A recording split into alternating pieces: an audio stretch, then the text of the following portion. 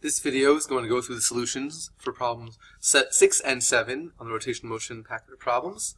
We'll do 6 together. So go ahead and read it.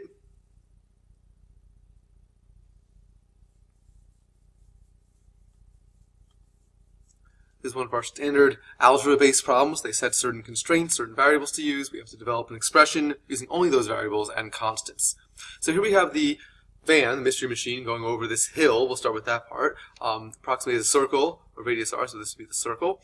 And we first want to, of course, draw which way it's moving. So at this moment, you want to think which way is moving. Draw a velocity vector for its direction of motion. Go ahead and do so. Hopefully you do something like this, because of course it's going part of a circle. The velocity vector points tangent to that circle. It is a tangential velocity. At this moment, it points strictly to the right because the mystery machine is on top of the hill. Then we need to think to ourselves, okay, well, is the mystery machine accelerating? We know it's going at a constant speed, says so in the problem. As it goes over this hill, is it accelerating? Well, hopefully you recognize, of course, that even though it's going at a constant speed, it is changing direction as it goes over the hill, so there, of course, has to be an acceleration to make that happen. The question becomes, what direction is that acceleration? And so you think to yourself, well, this is going in part of a circle, so this might be what the circle would look like, a very, very large circle of radius r. And we think, okay, anytime there's circular motion, what's the direction of the acceleration? What's the name for that acceleration? Well, that's a centripetal acceleration.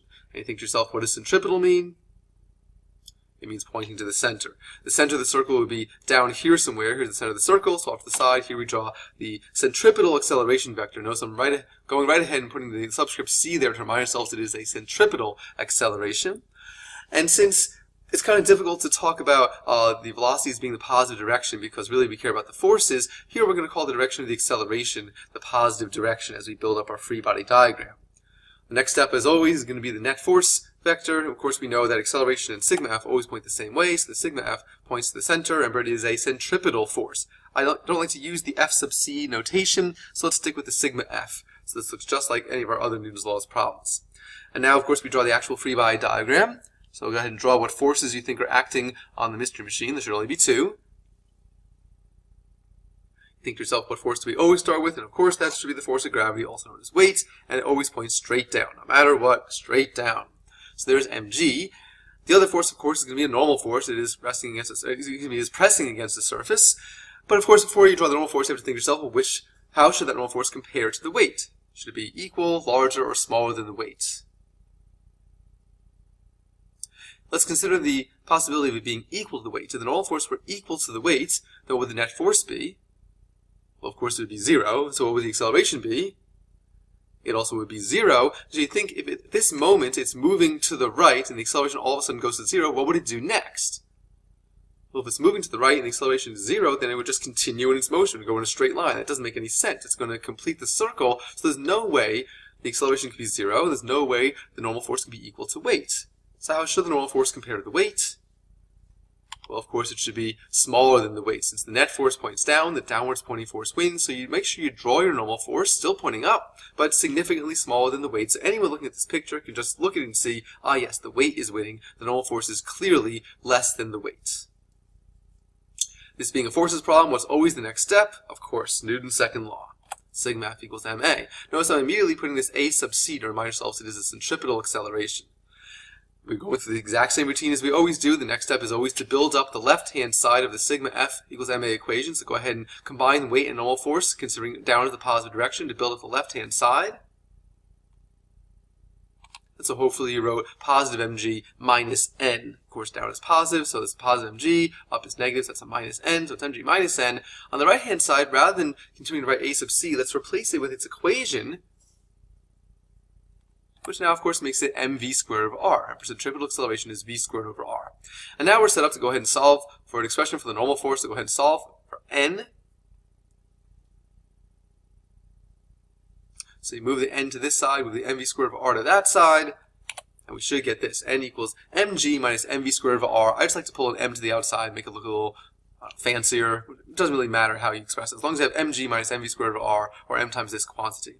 Is this a new equation? No. As we've seen so many times before, we derive an equation for a very special case. There's only a couple steps to get from here to here anyway, and so this is not a new equation. I don't want you to put it on your cheat sheet. That's always my advice. All right, so now we go to the bottom of the hill. So I'll just put this big dividing line here. So we separate the two parts of the problem. And I want you to go through the exact same steps. Draw information off to the side. Sigma F equals ma. Go ahead and solve for the normal force. So the first thing you think about is which way is it moving. It's still, of course, moving straight to the right. It's moving in this circle, approximated like so. Which way is it accelerating? It's going to accelerate towards the center. The center of the circle is up here. So, of course, there's the acceleration vector. Centripetal acceleration pointing upwards. The net force, of course, also pointing upwards to match the direction of the centripetal acceleration.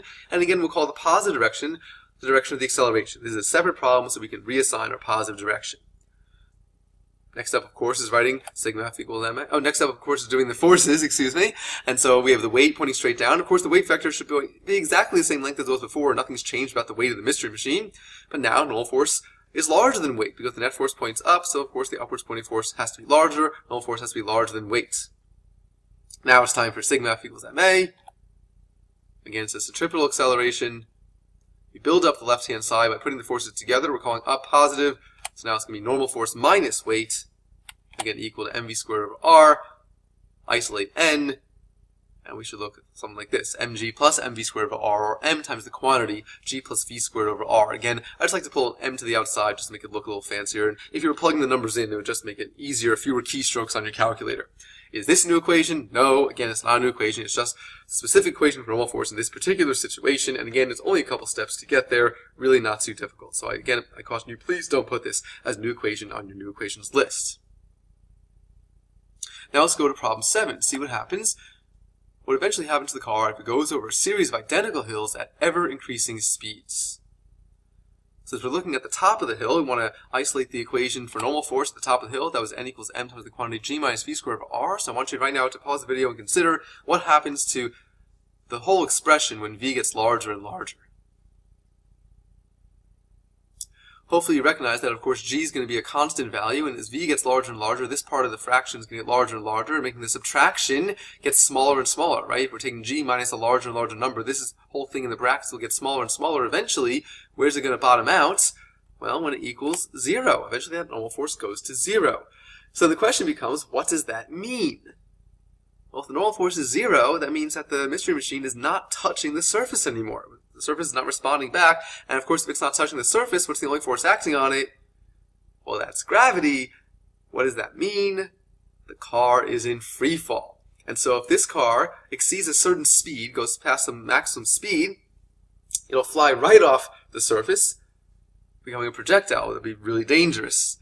Of course, if it's at this one particular speed, the normal force just barely goes to 0, it will just barely leave the surface, then sort of fall right back down on the hill, following the curvature of the hill. That'll be fine. So let's go ahead and see if we can figure out what speed this will happen. We know the normal force will be equal to 0, which means, of course, since mass is always going to be some value, really the quantity in the brackets equals 0. So 0 is equal to g minus v squared over r. I want you to work your algebra magic and solve for v. And so you should get an expression that says v equals the square root of rg, or square root of gr. It doesn't really matter, but I've always seen it as square root of rg. What does this mean? Well, again, as I said before, if the car is going too fast, it's going to leave the surface of the hill. It's like those car chases you see in the movies. Maybe they're going up and down hills on the hilly streets of San Francisco, and the car goes too fast, and it leaves the surface of the hill, and then, of course, everything in the movie goes into slow motion, and you see the car going and eventually it comes back down on the hill and hits the ground, and a shower of sparks. It's very exciting because it went too fast. If it's at this exact speed, square root of rg, the car will make it over the hill, but it goes any faster and it leaves the hill as a projectile. So this then represents a maximum speed. So we can call this Vmax as the square root of rg.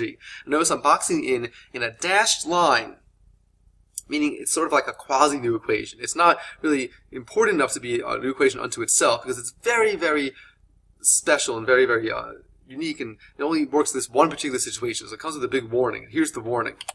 It's only for the maximum speed to complete a vertical circle. It only works for a vertical circle. If the object's moving in a horizontal circle, this equation makes no sense. This, of course, is when the normal force goes to 0 because it's just about to leave, or it has left the surface. And it's only when the surface is below the object. All these details have to be true to be able to use this equation. If any one of these details is not holding true, this equation is meaningless. So it's a really cool equation. It's a great little shortcut.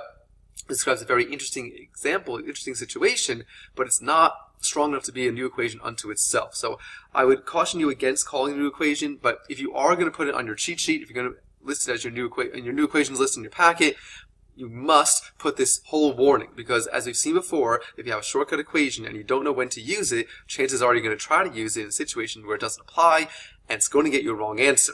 So it's always about making a cheat sheet that not only has equations, but also has words to describe those equations so you know exactly when to use that equation, in what situation it applies.